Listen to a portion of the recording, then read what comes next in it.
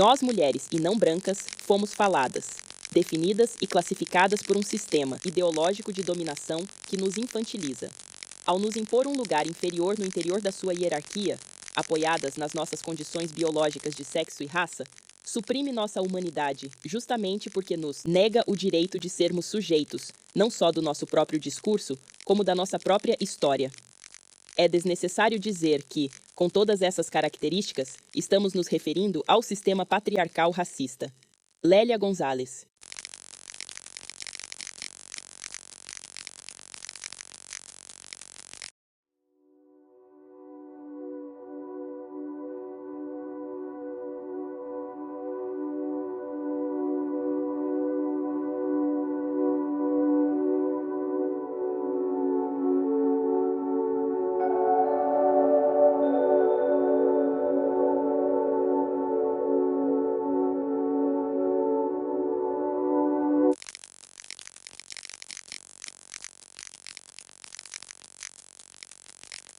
Eu me chamo Tiana Carlton, tenho 27 anos, sou uma mulher trans preta vinda da periferia, nascida e criada em Varza Paulista, mas sempre trabalhei e estudei aqui na cidade de Jundiaí. Faço parte de diversos movimentos sociais, como o Movimento Aliados, luto com as mulheres em luta, ajudo a construir a Marcha da Consciência Negra, sou cofundadora da Marcha da Visibilidade Trans, sempre lutei nas ruas com os movimentos sociais, e aí chegou um momento da minha vida onde eu me vi num beco sem saída e quis entrar para a disputa eleitoral, pela falta de representatividade, pela falta de acesso à minha comunidade, acesso às pessoas pretas e das pessoas periféricas também, a espaços públicos, né? A gente se depara com uma cidade tão grande que é Jundiaí, uma cidade que tem um potencial muito bom para abraçar todas as pessoas e a gente não consegue chegar em um lugar onde todas as pessoas têm os mesmos direitos, que é que existe essa realidade, né? Eu sou a única LGBT da minha família, então, de fato, eu nunca pude ter acesso a outras pessoas LGBTs. Eu nunca tive acesso a homens gays, a mulheres trans, mulheres lésbicas ou pessoas bissexuais. Então, eu cresci em um ambiente onde eu era a única diferente, um quintal com 13 crianças, 4 mulheres. Eu fui criada pela minha mãe, que é maquinista, fui criada pela minha avó e pelas minhas tias, que eram empregadas domésticas. Então, eu tive uma vivência de mulheres fortes, mulheres negras, que trouxeram um aprendizado muito grande para mim e me educaram da melhor forma. Mas, infelizmente, nós éramos muito afetadas, e somos até hoje, pelo racismo, pela desigualdade social. Então, eu cresci dentro desse ambiente que me moldou da forma que estou hoje. Ao sair para as ruas, né, ao me deparar com o cenário do mundo todo, eu consegui entender que, de fato, a gente não está no mesmo lugar. Eu conseguia ver, através de minha transição de gênero, que eu não ia conseguir acessar os mesmos lugares que as minhas amigas brancas da época de escola, né? E eu acho que foi nesse momento que eu me deparei com transição, com como o mundo tratava as mulheres negras e as pessoas vindas da periferia, que eu disse, peraí, não é por aí. Eu não quero viver em uma sociedade que me embranquece, eu não quero precisar me embranquecer ou parecer ter vindo de outro lugar para me encaixar. E foi aí que eu comecei a compor, foi aí que eu comecei a me jogar no teatro, na atuação, explorar mesmo o meu lado artístico, e me deparei com vários não. Era não para música, era não para atuação, era não para política, não porque você é demais, não porque você não vai chegar em lugar nenhum com isso. E eu comecei a ver que aquilo tudo era fruto de um sistema machista, mas para além de machista, patriarcal, onde coloca as mulheres num lugar de pera, sua arte pode ir até aqui. E foi aí que eu comecei a buscar alternativas e mecanismos para poder driblar e hackear o sistema. E como? Entrando na política. Eu tive que entrar na política, porque ao me deparar com anos e anos de luta, gritando e pedindo, clamando por direitos, sem não obtendo uma resposta, tanto do poder público quanto da cidade no geral, eu entendi que, sim, política tem que ser um lugar onde mulheres pretas, mulheres travestis, pessoas LGBTs, em todo o seu geral, pessoas PCDs, tenham voz. E a gente precisa ocupar esses espaços porque nenhum homem branco cisgênero pode falar por mim ou pode citar os meus direitos, que é o que não é o direito de uma pessoa negra, vinda da periferia ou LGBT. Os casos de transfobia, eles só crescem, né? O Brasil é o país número 1, pelo 15º ano consecutivo, que mais mata mulheres trans travestis. Então, como eu posso driblar isso? Como eu posso fazer com que Jundiaí e com que as artistas, os artistas de Jundiaí, periféricos ou não, LGBTs ou não, com que todas as formas de arte sejam respeitadas dentro da nossa cidade? Entrando na política e mudando de dentro. A gente não consegue mudar de fora, a gente entra e muda lá dentro. É preciso consciência e coragem para se transformar uma cidade como Jundiaí.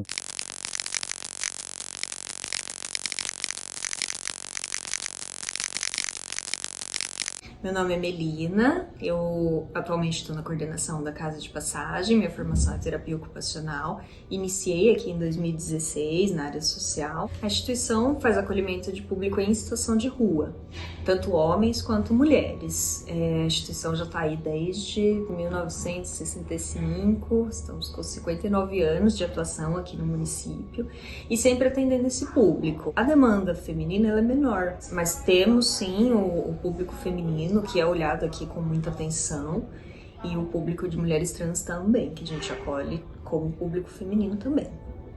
A gente nunca é sozinho, né, na rede, tanto na rede para a população em situação de rua, quanto na rede geral, saúde, assistência. Então a gente tem sim alguns parceiros que fazem com que o nosso serviço, a nossa parte, né, consiga também acontecer, para a gente poder dar essa assistência para as pessoas. A gente tem a Comissão Flor de Lótus, voltada para as mulheres gestantes, né, que estão em vulnerabilidade. E o BS, a gente tem um consultório na rua, né, que atende essas pessoas nas próprias cenas de uso, para entender quais as questões de saúde delas, fazer os encaminhamentos também. Então a gente tem e depende de muitas parcerias para o serviço conseguir acontecer. E para as mulheres trans tem o CAIS, o pessoal do CAIS que atende especificamente o público TT, travesti e transexuais. A gente aqui tem um projeto, na verdade é um projeto anual, mas claro que as ações elas acabam perdurando pelo ano todo, e se chama Elas por Elas. Então é um sarau cultural que a gente promove sempre no mês de março, né, em ocasião do Dia da Mulher.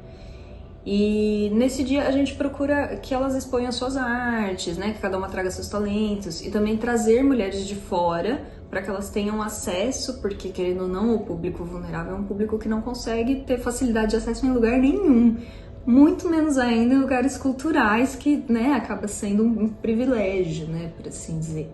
Então a gente procura trazer artistas para cá, sempre só mulheres nesse mês. A gente tem esse projeto Elas por Elas, onde a gente faz roda de conversa, a gente recebe mulheres também que tenham essa voz, que consigam dar esse empoderamento para elas, essas orientações para elas, tirar dúvidas, encaminhar para algum lugar, ensinar alguma coisa. A gente faz oficinas, a gente ensina as coisas para elas. E é um dia inteiro, geralmente começa de manhã, termina no fim do dia, com vários tipos de atividades culturais.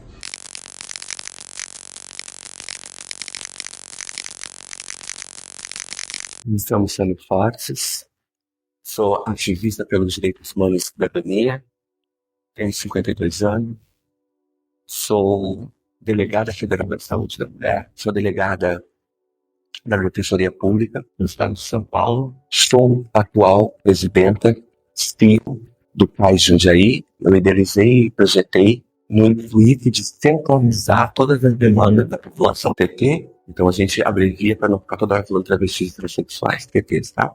Muitas pessoas me perguntaram lá em 2018, mas Sami, por que você vai criar um órgão, um centro, se nós já temos órgãos competentes aqui pelo Estado, né, que podem atender essas pessoas, esses corpos? Realmente existe, sempre existiu esses órgãos. O que faltava era uma capacitação e qualificação dos colaboradores da rede. Então, estava na mesma. A população TT, particularmente, não acessava esses órgãos porque sofria transfobia diariamente pela falta do respeito do nome social e ter medo ou ser expulsa do banheiro recreativo. Então, nós precisávamos de um espaço onde a gente conseguisse deixar, além de eles confortáveis naquele espaço, pertencentes naquele espaço, porque eu estou vendo meus pares aqui, mas também conseguir resolver as minhas demandas, seja na assistência social, seja na saúde, seja no jurídico, seja qual vertente da sociedade que qualquer ser humano passa por alguma problemática, mas ter aquele espaço específico, seguro para acolhimento mesmo. Então, em 2018, eu comecei a fazer esse projeto sozinho, no meio de uma praça, no centro da cidade. E ali eu escutava muito, e escuto até hoje, pessoas falarem: essas travestis estão lá, essas transexuais estão naquele espaço, que gostam, que querem. Não. A sociedade nos colocaram como única opção de sobrevivência a prostituição. E hoje ainda é assim. Tem muitas pessoas que falam: mas está mudando, já mudou. Mudou o quê? Basta você ir no centro da cidade e você vai ver. Mas como é que aquelas ruas estão lotadas de meninas trans de 17, de 16, menores? Você tá entendendo? Por que estão ali na prostituição? Porque gostam? Não. É porque batem numa agência de trabalho, batem numa empresa, fazem todo o processo seletivo e chega na hora, a vaga foi preenchida de manhã. Fica para a próxima. Sempre a mesma história. Nós tivemos a chegada da catástrofe humana, que é a pandemia, Covid-19. Em momentos da pandemia, outros guetos começaram a procurar o cais. Nesse momento, tive algum apoio, de alguns patrocinadores que patrocinavam o nosso espaço, que era no centro da cidade. Tive apoio da Polícia Militar, conseguia doar mais de 50 cestas básicas, porque você sabe que começou a faltar na cidade fantasma no ápice dessa pandemia. Não passava uma viva alma.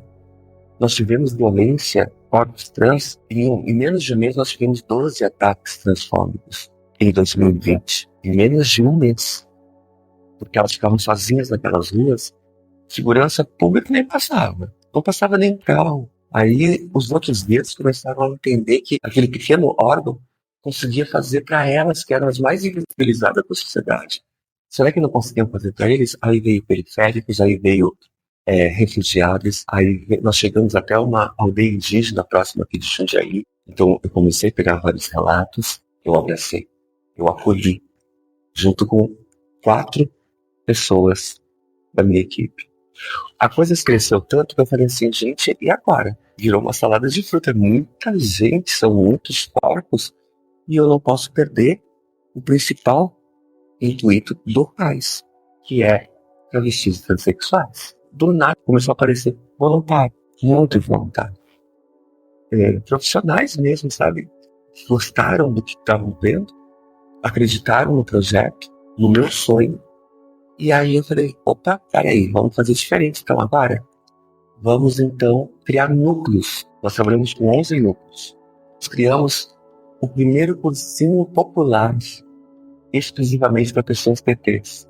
E eu posso até me emocionar agora, porque eu sou meio chorando mesmo, porque assim, eu consegui fazer com que pessoas PTs conseguissem fazer o ensejo, participar do ensejo, e falar: eu passei no ensejo, e eu quero fazer vestibular, eu quero ser alguém. Eu consegui fazer com que mulheres travestis 50 a mais participassem desse curso e tivesse o ânimo de continuar a vida, porque sabem que a prostituição não é o caminho para ninguém, não vai dar futuro para ninguém. E para elas que estão 50 a mais hoje, elas sabem que elas estão sozinhas, que elas só têm o cais aqui para poder conseguir uma cesta básica, conseguir um emprego, conseguir alguma coisa, um curso. Conseguimos criar projetos incríveis dentro do CAIS. Dentro do jurídico, a gente tem a adequação do registro civil. Agora, mês de setembro, por exemplo, em Jundiaí, é o mês da diversidade, né? A parada é no último domingo do mês. E nós vamos fazer um mutirão de adequação e entrega das novas certidões para diversos travestis transexuais no meio da diversidade. Tá? Com agressão, com humilhação, com destruição, com morte, com fatalidades, a gente rebate com amor. E é assim que a gente vai desconstruir essa sociedade tão preconceituosa que nós temos. Os pais, então, ele vem nessa vertente. Na AMA, que faz um trabalho socioambiental importantíssimo na cidade, na região. A gente está junto com o coletivo Japi, por exemplo, o Mata Ciliar, porque nós fomos exclusos durante muitos anos da sociedade. Então a gente nunca imaginou. Teve pessoas no final do passeio que choravam lá: Sami, eu nunca imaginei que existia isso aqui em Jundiaí. E eu sou daqui. Então a gente está mostrando a sociedade para a nossa população e mostrando para a sociedade a nossa população. Vice-versa. Então a gente faz diversos trabalhos maravilhosos. A gente tem o projeto Cozinha Colaborativa, que a gente faz a entrega de 100 marmitas às comunidades carentes. Nessa mesma comunidade, um grupo de ambientalistas vão até essa comunidade e ensina a eles deixarem aquele solo que eles moram, que as pessoas falam favela, comunidade, favela, periferia, e eles transformam um certo espaço, a horta deles, o sustento deles, a forma de eles poderem se alimentar e, quem sabe, até fazer uma cooperativa para que eles possam vender para feirantes o que eles produzem. Então a gente está falando não é só do meio ambiente, a gente está falando de empreendedorismo. Tu está entendendo que funciona? É isso que a gestão do governo deveria se preocupar em fazer. E eles não fazem. É sociedade civil com sociedade civil. Não espere pelo governo. O governo tem a obrigação de executar por nós. Mas as iniciativas, nós que sofremos, nós que passamos na pele, nós temos que gritar e falar, olha, é isso que tem que ser feito. E fazer esse trabalho. Esse é o caso. Então, a SAMI, ela vem num contexto onde outros movimentos, sem ser TT, sem ser LGBT, notaram que a minha voz era potente, a minha força era ampla, era para uma sociedade macro, era para pluralidade, porque nós temos que respeitar e temos que fazer com que as pessoas respeitem o nosso lugar de fala. E aí, unir com a mulherada, a gente está fazendo um trabalho maravilhoso. E aí, hoje eu sou até PLP, sou a primeira mulher travesti aqui da cidade a fazer o curso das PLPs, que é um curso popular, tá entendendo? Para mulheres, para formar mulheres mais fortes, mais empoderadas, mais firmes.